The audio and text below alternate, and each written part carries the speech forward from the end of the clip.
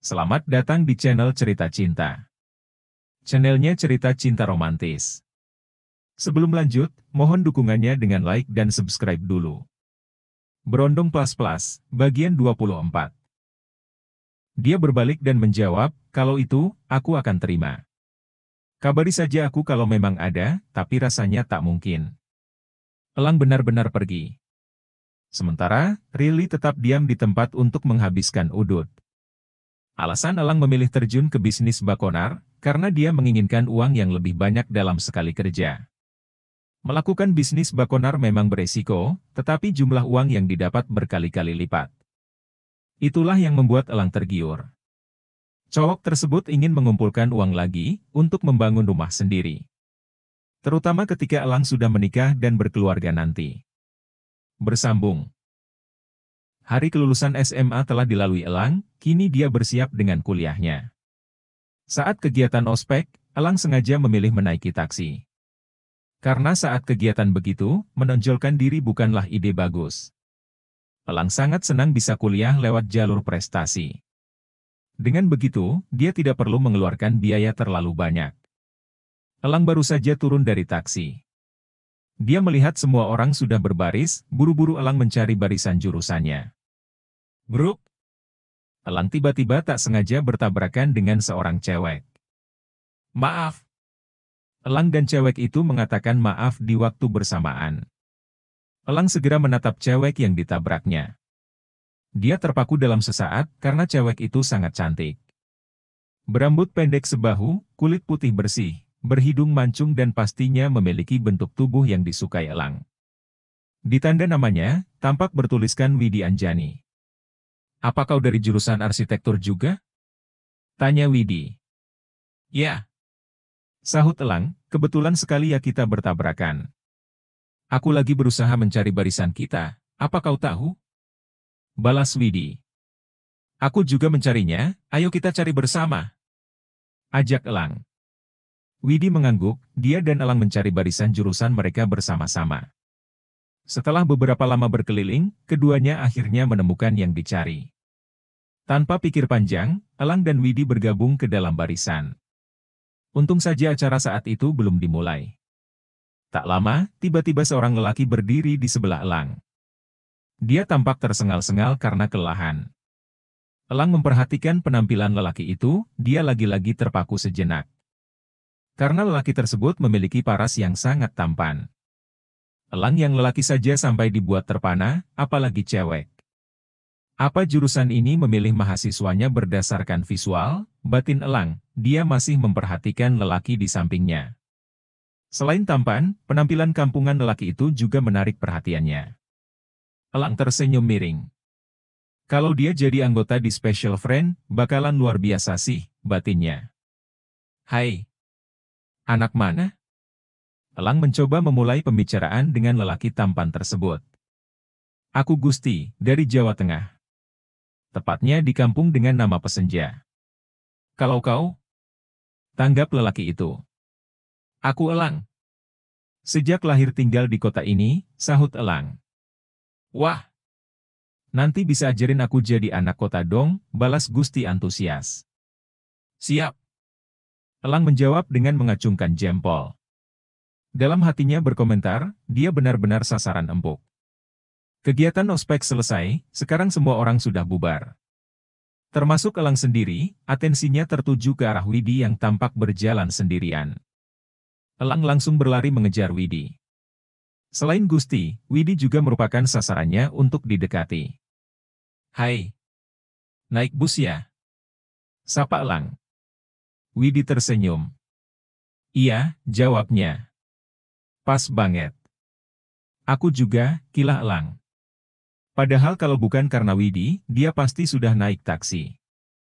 Widi tersenyum simpul, dia dan Elang sekarang sudah berada di halte bus. Ketika bus datang, keduanya langsung naik. Mereka cukup terkejut karena keadaan di bus cukup sesak.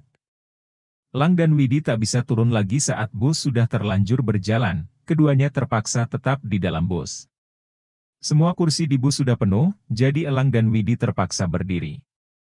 Mereka bersebelahan, sambil berpegangan tangan ke pegangan yang tersedia di bus. Tanpa diduga, bus melakukan rem mendadak.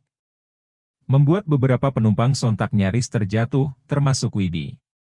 Namun dengan cepat Elang memegangi pinggul Widi, hingga cewek itu tak terjatuh. Widi refleks menoleh ke arah Elang. Hampir saja bibirnya dan bibir cowok itu bersentuhan, tetapi keduanya langsung menjaga jarak. Buru-buru Widi mengalihkan pandangan karena merasa malu.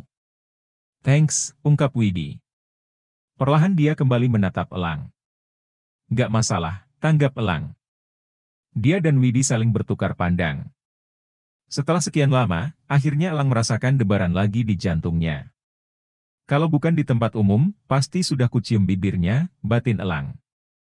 Sebab dia yakin kalau Widi juga tertarik padanya, semuanya terlihat jelas dari wajah merah serta senyuman malu cewek tersebut. Semenjak naik bus bersama, hubungan Elang dan Widi semakin dekat. Keduanya juga berteman dekat dengan Gusti, akan tetapi Gusti sama sekali tidak tahu mengenai kedekatan Elang dan Widi. Elang dan Widi cukup sering jalan bersama. Elang juga mentraktir banyak hal untuk Widi, mengingat keduanya sering jalan-jalan ke mall. Sekarang Elang dan Widi berada di dalam mobil, mereka sedang dalam perjalanan pulang. "Kau sangat hebat. Di usia semuda ini, kau sudah punya bisnis sendiri dan sukses besar. Kalau aku jadi kau, aku nggak akan kuliah," celetuk Widi. "Kenapa kau berpikir begitu? Bukankah pendidikan adalah hal utama bagi semua orang?" Tanggap Elang. "Tapi tetap saja, uang lebih utama kan? Bahkan pendidikan butuh uang," sahut Widi. Elang diam saja. Dari sana dia tahu, kalau Widi kemungkinan adalah cewek matre. Akan tetapi Elang tak peduli, yang penting dirinya menyukai Widi. Elang mengantarkan Widi pulang terlebih dahulu, dia berhenti di depan gedung apartemen cewek tersebut. "Harinya gerimis, apa kau butuh payung?" tawar Elang. Widi tidak menanggapi, namun dia tiba-tiba saja mendaratkan ciuman ke pipi Elang. Elang sontak menoleh, matanya terbelalak. Tanpa diduga, kini Widi mendaratkan ciumannya ke bibir. "Thanks untuk semuanya, tapi kenapa kau nggak kunjung nembak aku?" tukas Widi, dia sepertinya sudah tahu kalau Elang menyukainya. Elang menarik sudut bibirnya ke atas. "Aku ingin mencari waktu yang tepat, tapi sepertinya sekarang waktunya sudah tepat," sahutnya. Perlahan dia pagut bibir Widi, kini keduanya mulai saling bergulat lidah. Elang dan Widi sama-sama saling mendekatkan diri, agar bisa lebih leluasa berciuman. Ketika itu terjadi, pagutan mereka memanas. Hingga suaranya terdengar jelas memecah keheningan di mobil. Elang memegangi tengkuk Widi dengan satu tangan, dia semakin mendalamkan ciumannya. Gairah Elang sekarang begitu menggebu. Mengingat dia sudah lama tidak menyentuh seorang cewek, semenjak memutuskan berhenti menjadi berondong plas-plas. Sambil terus berciuman, Elang bergerilya pada si kembar secara bergantian. Nafasnya dan Widi sudah mulai memburu. Sementara Widi, dia sepertinya juga sama bergairahnya dengan Elang. Ia mencengkeram erat kerah baju cowok tersebut, bahkan satu tangannya perlahan turun ke bawah. Dengan berani Widi meraih inti Elang. Kemudian Widi mengelusnya dengan pelan. Ketika merasakan sentuhan Widi, darah di sekujur badan Elang berdesir hebat. Dia melepas pagutannya sejenak untuk mengambil nafas. Sekarang Elang dan Widi saling bertatapan penuh gairah, mereka juga sama-sama mengatur nafas. Tanpa diduga, Widi membuka penghalang inti Elang. Dia keluarkan dari rumah pribadi milik cowok tersebut. Selanjutnya, Widi manjakan benda itu dengan sangat lembur. Seketika mulut Elang menganga, apalagi saat Widi menggerakkan mulutnya maju mundur. SSSSST. Elang mendesis karena merasa keenakan. Nafsunya semakin membuncah, ketika melihat Widi yang membelakangi di hadapannya. Kebetulan saat itu Widi mengenakan rok mini pendek. Sehingga bolu rasa apem itu terlihat jelas. Elang tak melewatkan kesempatannya. Sampai akhirnya, dia turunkan segitiga berkaret tersebut. Setelah itu, ngan Elang bergerilya masuk ke inti Widi. Di sana dia bisa merasakan, inti Widi sudah basah sekali. Maka, semakin bersemangatlah Elang menjalankan tugasnya. Ah! Terdengar suara Widi yang merasakan nikmatnya suasana itu. Sungguh, Elang tak pernah menemui cewek seperti Widi sebelumnya. Cewek itu memiliki gairah di luar kendali. Dia dan Elang menghentikan kegiatan saat merasa saling terpuaskan satu sama lain. Kini Elang dan Widi sama-sama lemas, keduanya saling mengatur nafas masing-masing. Tatapan mereka saling bertemu, sampai akhirnya Widi dan Elang tergelak bersama. Jujur, aku tak pernah menikmatinya sebaik ini, ungkap Widi. Yang bisa aku katakan, kau itu luar biasa. Tapi aku belum puas, tanggap Elang. Widi terkekeh, ia kembali duduk ke pangkuan Elang. Aku juga. Tapi untuk ronde selanjutnya kita lakukan di apartemenku saja, usulnya. Apa kau sendirian? Tanya Elang. Tentu saja. Kalau enggak, ngapain aku ngajak kamu, jawab Widi. Ia beranjak untuk mengenakan pakaiannya, hal serupa juga dilakukan Elang. Setelah itu, Elang membawa mobilnya masuk ke parkiran terlebih dahulu. Lalu barulah dia dan Widi masuk ke gedung apartemen. Saat Widi membuka unit apartemennya, pagutan langsung terjadi. Elang dan Widi melakukannya sambil terus berjalan, mereka bahkan sesekali menjatuhkan barang di atas nakas. Malam itu menjadi malam yang panjang bagi Elang dan Widi, keduanya menghabiskan waktu bak pengantin baru. Saat waktu menunjukkan jam 2:30 dini hari, Elang dan Widi mengakhiri kegiatan mereka. Widi sedang dalam keadaan tengkurap di ranjang, sementara Elang tengkurap di atas punggung Widi. Kenapa tidak sejak awal kita melakukan ini, lirih Widi sambil mengontrol nafas. Karena aku pikir kau menyukai Gusti, sahut Elang yang juga sibuk mengatur nafas. Widi terkekeh. Gusti memang sangat tampan, tapi dia sangat kampungan. Dan aku tak suka dengan cowok kampungan, kaulah tipe cowok yang kusuka, ungkapnya. Benarkah? Elang memastikan, dia merubah posisi menjadi duduk dan menyalakan udut. Kemudian Elang kembali telentang ke sebelah Widi, perlahan dia menyesap rokoknya. Ya, karena kalau aku menyukainya, aku tidak mungkin sekarang ada bersamamu di sini, sahut Widi. Aku tak menyangka kau ternyata seliar ini, komentar Elang. Kau mengatakan itu seolah dirimu tidak, tanggap Widi. Elang mengambil kembali udutnya, lalu telentang miring menghadap Widi. Sebaiknya kau berhenti ngudut, tidak baik untuk cewek sepertimu, saran Elang. Jadi kini keduanya saling berhadapan. Widi kembali merampas udut Elang, kemudian dia matikan udut itu.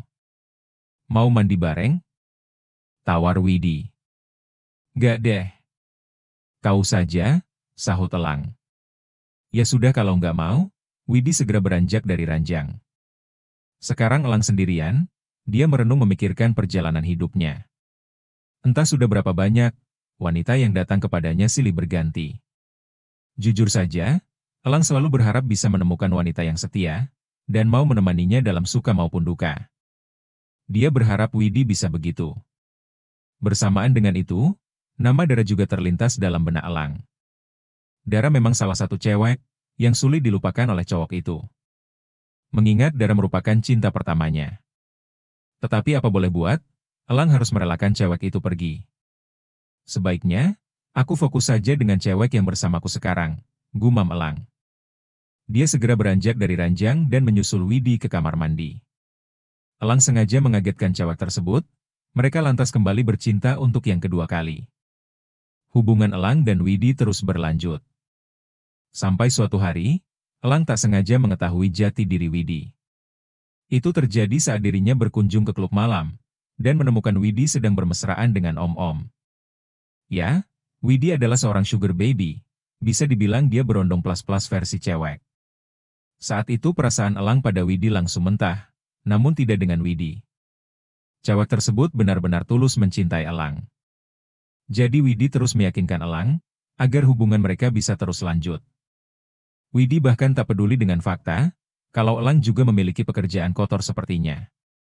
Meski sekarang cowok tersebut mengaku sudah berhenti. Elang tak kuasa menolak godaan Widi yang terus datang, hingga keduanya balikan lagi. Tetapi mereka putus kembali, karena kali ini Widi tak sengaja bercinta dengan Gusti. Memang semua itu terjadi karena pengaruh Bakonar, namun Elang sudah benar-benar muak. Apalagi Gusti juga merupakan teman dekatnya. Elang semakin dibuat tercengang, tatkala mengetahui Widi hamil anak Gusti. Dia mengetahuinya saat menemani Widi ke dokter. Namun kala itu perut Widi tidak sempat besar, karena dia mengalami keguguran. Karena sudah benar-benar mentah, Elang blokir nomor Widi. Dia sudah tak mau berurusan dengan cewek itu lagi. Alhasil kala itu Elang memilih fokus dengan bisnis bakonarnya saja. Sayangnya bisnis baru Elang itu tak berjalan lancar. Selang beberapa bulan menggeluti bisnis tersebut, Elang tertangkap polisi. Itu merupakan jejak karir terburuk sepanjang hidupnya. Kini Elang sudah mendekam di penjara. Dia satu sel bersama rekannya yang bernama Jai. Elang duduk termenung di sudut penjara, pikirannya memutar ulang apa yang telah terjadi. Elang menyesali semuanya sekarang. Harusnya sejak awal dia tidak perlu berurusan dengan Bakonar. Tetapi apalah daya, penyesalan memang selalu datang belakangan. Selama di penjara, hanya Widi yang paling setia membesuk Elang. Padahal, Elang sudah memperingatkannya untuk tidak datang. Takutnya nanti polisi akan mencurigai Widi. Untung saja dugaan Elang itu tidak terjadi. Sampai sekarang Widi aman-aman saja. Rili, Regan, Gusti, dan Cakra juga pernah beberapa kali membesuk Elang. Akan tetapi tidak sesering Widi, yang datang tiap seminggu sekali. Elang merasa luluh lagi pada kesetiaan Widi. Dia merasa, kalau cewek tersebut memang sangat mencintainya. Polisi tiba-tiba datang, membuyarkan segala lamunan Elang. Dia diberitahu, kalau ada orang yang datang membesuknya. Bersambung.